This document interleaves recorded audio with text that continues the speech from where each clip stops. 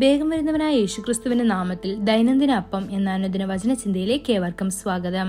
ഇന്ന് കണ്ണുകൾ തുറക്കപ്പെടും എന്ന വിഷയത്തെ ആസ്പദമാക്കി ചില കാര്യങ്ങളെ നമുക്ക് ചിന്തിക്കാം. അതിനാധാരമായ ഒരു വാക്യം വായിക്കാം.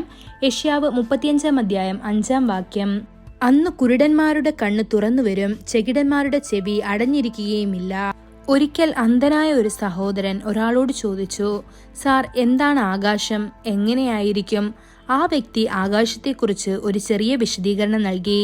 നീല നിറമാണെന്ന് പറഞ്ഞപ്പോൾ അന്ധൻ ചോദിച്ചു, സാർ, ഈ നീല നിറം എന്താണ്, എങ്ങനെയിരിക്കും? ആ വ്യക്തി അതിനെക്കുറിച്ച് ചിന്തിച്ചു.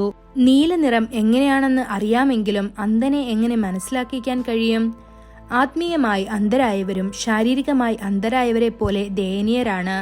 അവർക്ക് ദൈവത്തെക്കുറിച്ചോ സ്വർഗരാജ്യത്തെക്കുറിച്ചോ നിത്യമായ സന്തോഷത്തെക്കുറിച്ചോ ഒന്നും അറിയില്ല.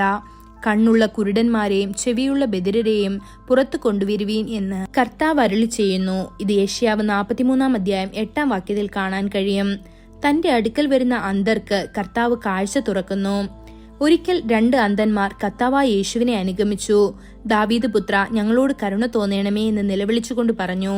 യേശു അവരോട്, എനിക്കിത് ചെയ്യാൻ കഴിയുമെന്ന് നിങ്ങൾ വിശ്വസിക്കുന്നുണ്ടോ? അവർ അവനോട്, അതേ കർത്താവേ എന്ന് പറഞ്ഞു. അപ്പോൾ അവൻ അവരുടെ കണ്ണുകളിൽ സ്പർശിച്ചു. നിങ്ങളുടെ വിശ്വാസം പോലെ നിങ്ങൾക്ക് ഭവിക്കട്ടെ എന്ന് പറഞ്ഞു. അവരുടെ കണ്ണുകൾ തുറക്കപ്പെട്ടു. ഇത് മത്തായി സുവിശേഷം 9-27-30 വരെയുള്ള വാക്യങ്ങളിൽ കാണാൻ സാധിക്കും. കർത്താവായ യേശു പറഞ്ഞു, അന്ധർ കാണുന്നു, മുടന്തർ നടക്കുന്നു, കുഷ്ഠരോഗികൾ ശുദ്ധീകരിക്കപ്പെടുന്നു, ബധിരർ കേൾക്കുന്നു, മരിച്ചവർ ഉഴുത്തെഴുന്നേൽക്കുന്നു, ദരിദ്രരോട് സുവിശേഷം പ്രസംഗിക്കുന്നു എന്ന്. ഇത് മത്തായി 11-5 കാണാൻ സാധിക്കും. കർത്താവായ യേശുവിന്റെ ശുശ്രൂഷയുടെ ഭൂരിഭാഗവും രോഗശാന്തിയും അത്ഭുതങ്ങളും ഉൾപ്പെട്ടിരിക്കുന്നു.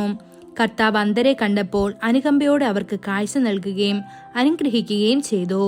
പിശാച് ബാധിതനും അന്ധനും ഊമനുമായ ഒരുത്തനെ അവന്റെ അടുക്കൽ കൊണ്ടുവന്നു അവനെ സൗഖ്യമാക്കി.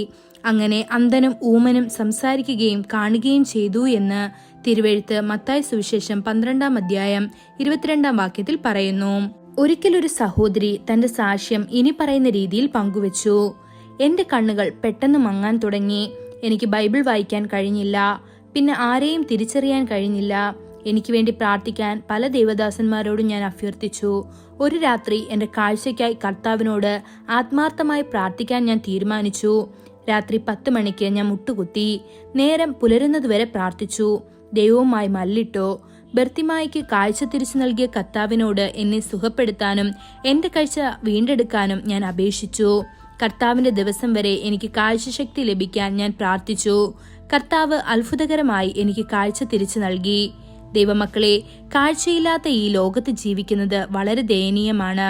അതിനാൽ അവൻ കൃപയോടെ നമുക്ക് നൽകിയ കണ്ണുകൾക്കും ദർശനത്തിനും നാം എന്നേക്കും നന്ദിയുള്ളവരായിരിക്കണം. ഈ വചനങ്ങളാൽ ദൈവം നമ്മെ ഓരോരുത്തരെയും അനുഗ്രഹിക്കുമാറാകട്ടെ. കൂടുതൽ ധ്യാനത്തിനുള്ള വാക്യം മത്തായി 15-31 അവനവരെ സൗഖ്യമാക്കി. ഊമർ സംസാരിക്കുന്നതും കൂനർ സൗഖ്യമാകുന്നതും മുടന്തർ നടക്കുന്നതും കുരുടർ കാണുന്നതും പുരുഷാരം കണ്ടിട്ട് ആശ്ചര്യപ്പെട്ടു. ഇസ്രായേലിന്റെ ദൈവത്തെ മഹത്വപ്പെടുത്തി. ഇന്നത്തെ ബൈബിൾ വായന രാവിലെ സങ്കീർത്തനങ്ങൾ 94, 95, 96 അധ്യായങ്ങൾ. വൈകുന്നേരം റോമർ 15-14 മുതൽ 33 വരെയുള്ള വാക്യങ്ങൾ. ആമേൻ.